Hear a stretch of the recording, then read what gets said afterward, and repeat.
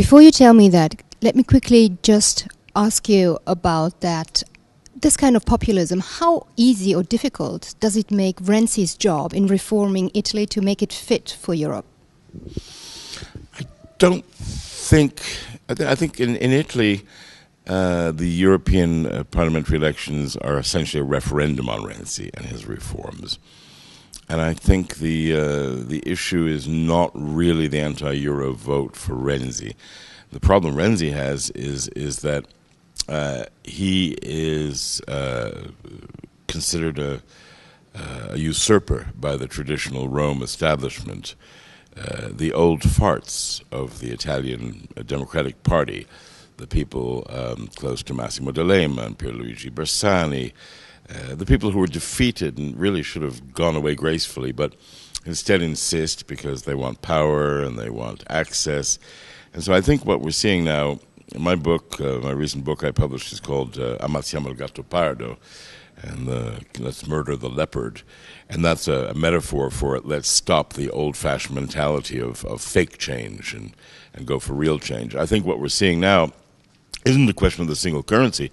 It's that to institute the basic labor market reforms, pension reforms, welfare overhaul, tax incentives for female occupation, which is extremely important, together with a war on the bureaucracy, cuts in public spending, cuts in the IRAP company tax, cuts in the income tax, privatizations which don't involve fire sales, and targeted public-private partnerships in sectors like tourism and broadband and agriculture. All these elements of what I call la ricetta, or the recipe for future growth, most of which Renzi is now beginning to tackle, I'm pleased to say, because the book came out before the Renzi government, so I'm happy that he's in sync with what I wrote, or I'm in sync with what he's doing. He may have read the book, I don't know.